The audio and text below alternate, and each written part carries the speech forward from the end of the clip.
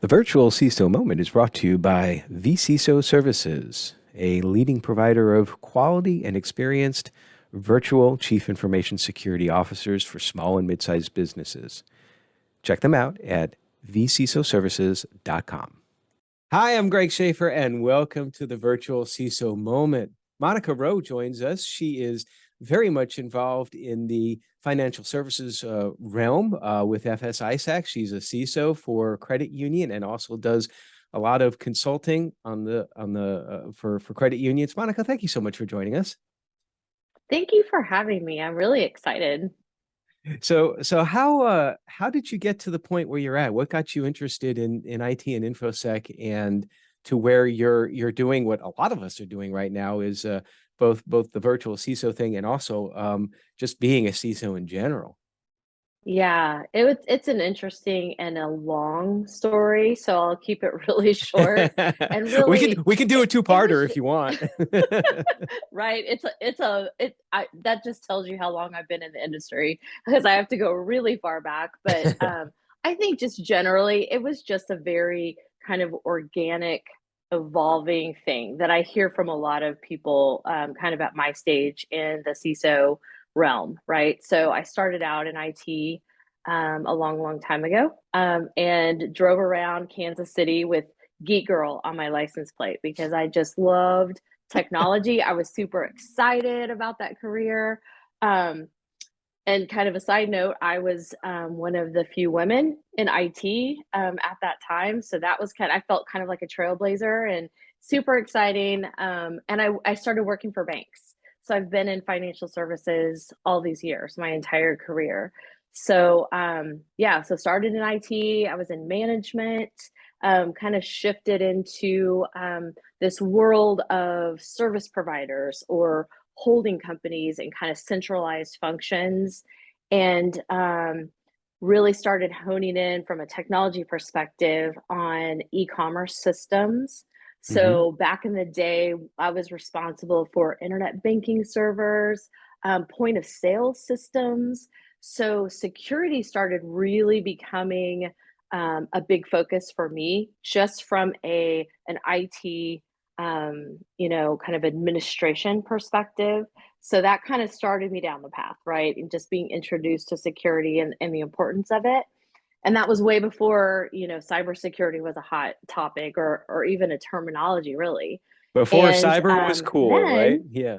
before cyber was cool, and I was excited about it. And I think everybody that I worked with was just excited that I was taking care of it, right? And Hmm. then I was also excited about, like, I don't know if I should say excited. It wasn't as exciting and glamorous as some of the like cybersecurity technical stuff, but I was also the key person for our policies and working with examiners when they came in, because I was able to communicate effectively and really kind of understand how everything worked together. So that also kind of cemented that path, from a security officer perspective.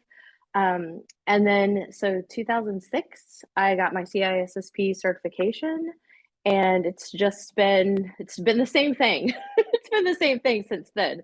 I continue to help people build programs, understand cyber threats, address risk as much as we possibly can. So I love your tagline on LinkedIn, bringing a sense of calm to the cybersecurity storm. I think that there is so much involved with cyber. How do you bring calm? So that's interesting. When I think about what kind of drives me and motivates me and makes me successful in this field, I think one of the factors is communication. And I kind of consider storytelling as my superpower.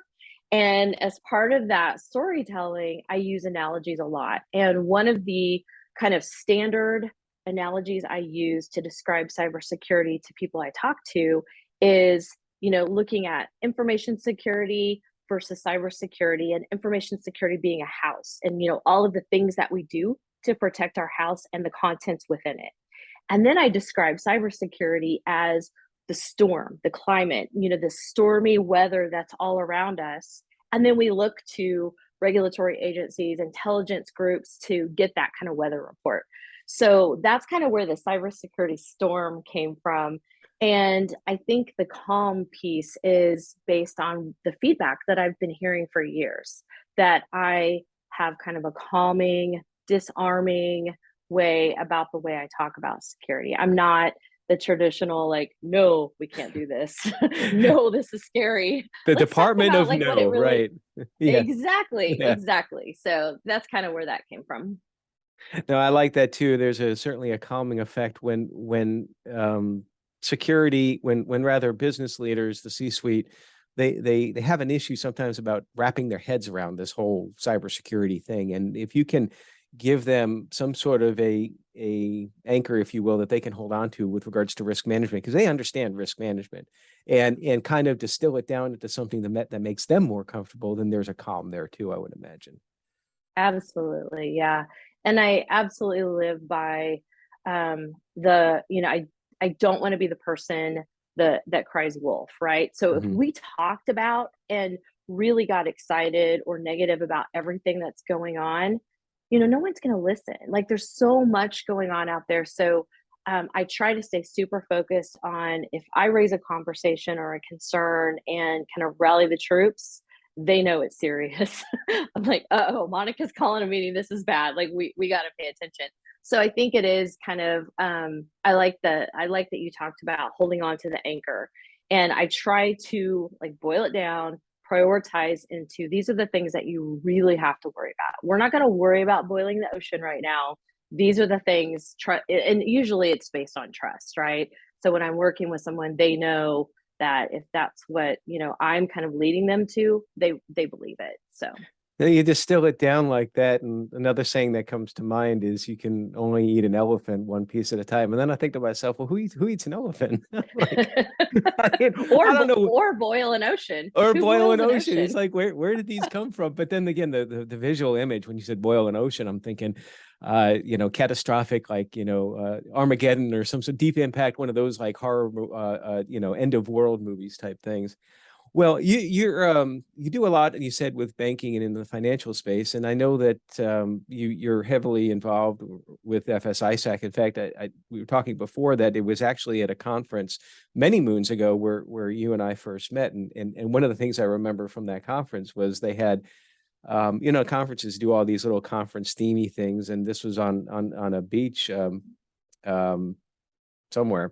And they had like Gilligan's Island's role players there, which I thought was like they did a pretty good job of it too. So He did. tell me a little bit more about what you do with regards to working with FSISec, because one of the things I haven't really talked about enough on this series that I'd like to talk more is the benefit of ISACs, and that's information sharing and analysis centers for those who don't know. And each sector, each industry has one. So FS is financial services, and they're one of the oldest, and big fan of them. If you could talk a little bit about what you perceive as the benefits there, and also about participation in the FS ISAC ecosystem. Yes, yes, absolutely. And yeah, the story that you just brought up when we first met at that first conference, I was just for a number of reasons so impressed when I attended that first conference. And the reason being that I'd been kind of living in my bubble in terms of like I knew what I was doing. I was getting some information from FSISAC at that time, but I really didn't have the awareness of the tribe, right? Like all of the other Mm. people who had the same kind of thought processes that I did, that were working on the same things, the same challenges that we could kind of all put our minds together. That's kind of over time, over all of these years since I guess it was 2006 when I joined FSISAC the first time. And when I say I joined, it's an organization that Mhm. joins these groups. And so yeah, so the benefit there, it was just amazing. So I started kind of collaborating with my peers, both in person at these events and ongoing. I've made a lot of friends. You and I have stayed in contact all of these years. And so it's just kind of all putting our minds together. I think the other interesting factor for me with FSISAC is it's the like-minded individuals, the peers within the same kind of sub segment of financial services, so like small to mid-sized financial institutions, but also there were big banks there, big, Hmm. service processing company, like all of these huge, big groups, and the people there associated and representing those groups were having the same issues too. So that gave me a bit of comfort, right? In Hmm. that, hey, this isn't just a small guy problem, you know? And so, yeah, the benefits are just huge. And I think over time, that's one of the first things I do is connect an organization with FSISAC, and they start realizing the benefits right away. You touched on something very important there, and something that I felt when I first joined, or my organization first joined FSISAC as well too, and that was the participation, particularly at the conferences, of both the small players and the big players, and that there wasn't any sort of like ego there. Just No. because you were from, like, say, a $200 million asset bank talking with someone that's a 1 or 10 or $100 billion asset bank, as you said, everybody shares the same issues, the same problems. And actually, one of the things I came away with at one of my first conferences with FSISAC was that in some ways I had it better. While they might have had like a large team of folks, I had more flexibility and more visibility into the entire system. So there's a lot of commonalities and a lot of differences, and collaboratively, we end up helping each other. Um, do you have any upcoming presentations that you're doing for? I know you've spoken at FSISAC before. Do you have any that you're planning right now? Yeah, I've actually got a couple of events local here to Kansas City.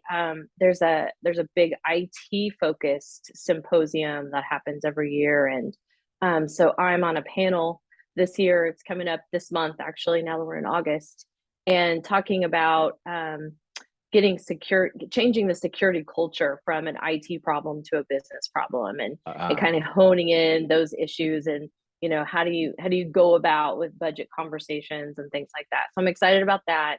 I was asked to keynote the FutureCon conference coming up in a couple weeks, oh, but I just congratulations. haven't had I just haven't had a chance to put anything together for that. But Mhm. I did just hear this morning that they want to honor me at that conference as a significant contributor to the profession. So That's that's really awesome. cool.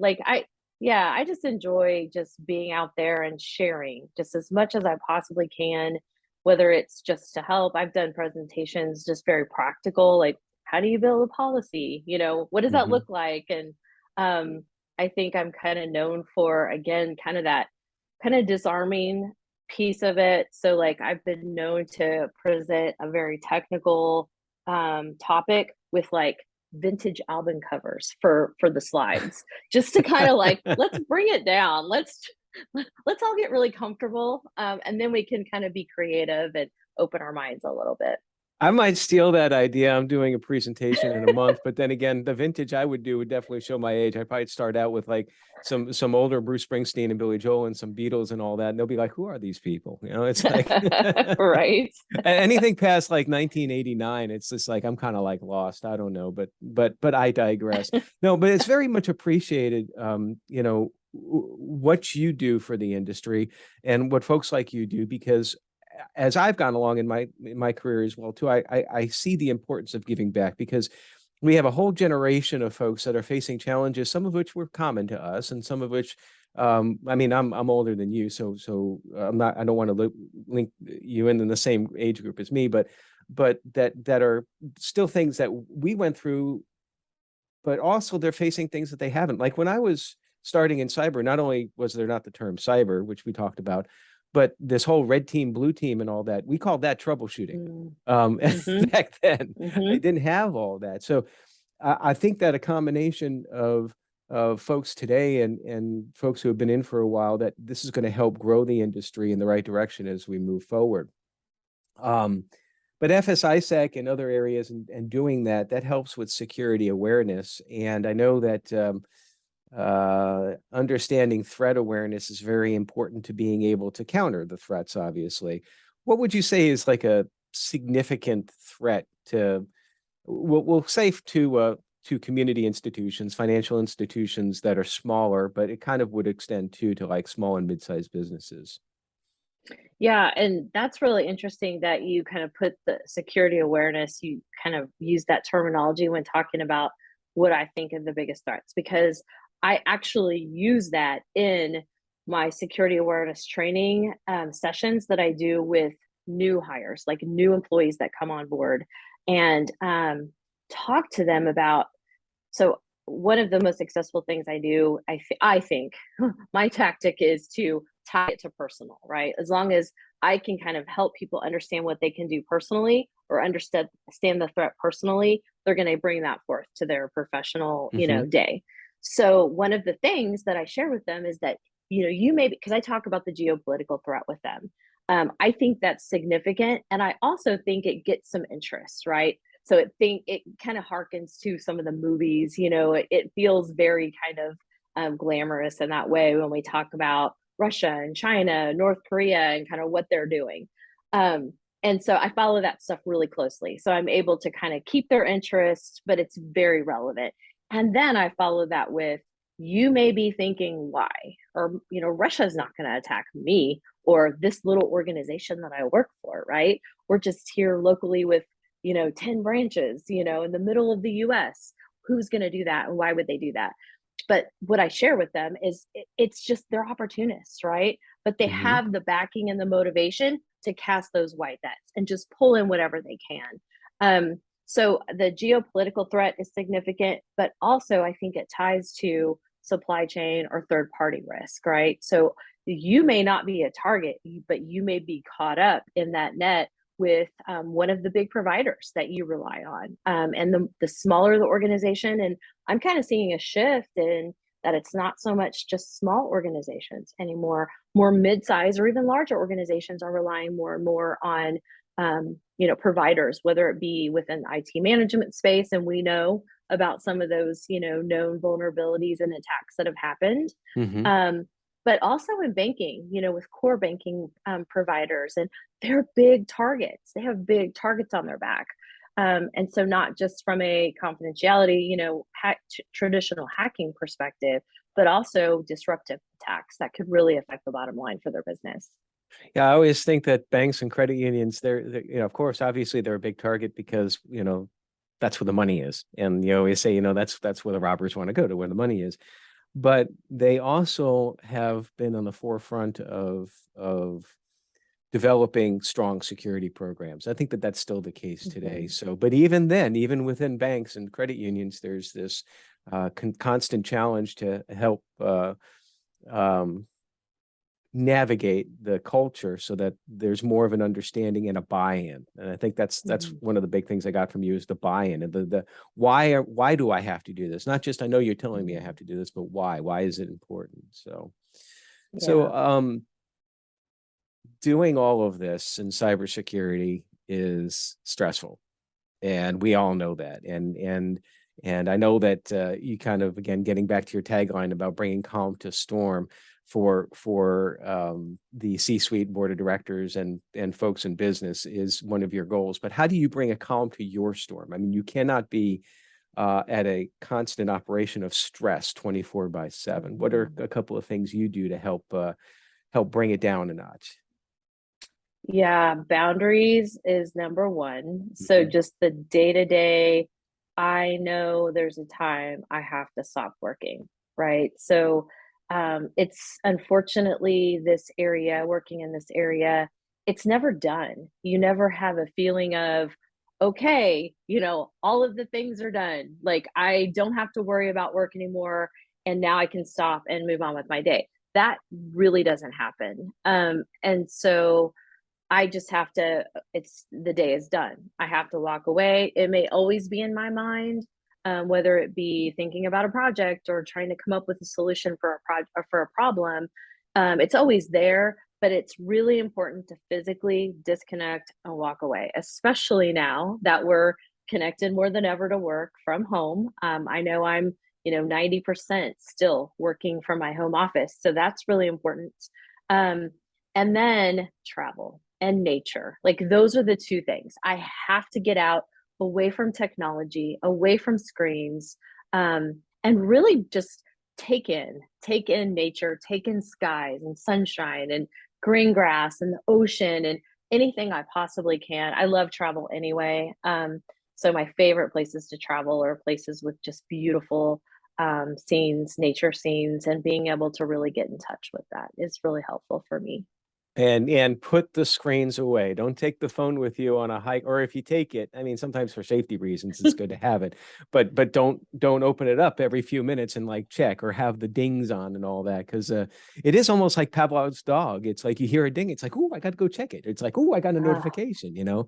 oh, Um, I know. and it does get to be I don't do a good job of that. I admit I need to um, spend a little bit more time myself, like just putting the devices aside. So I appreciate the encouragement. I know it wasn't just for me, but you know, it's a good piece of advice. So future plans, continue doing what you're doing, continue speaking, and continue being a calm for the storm.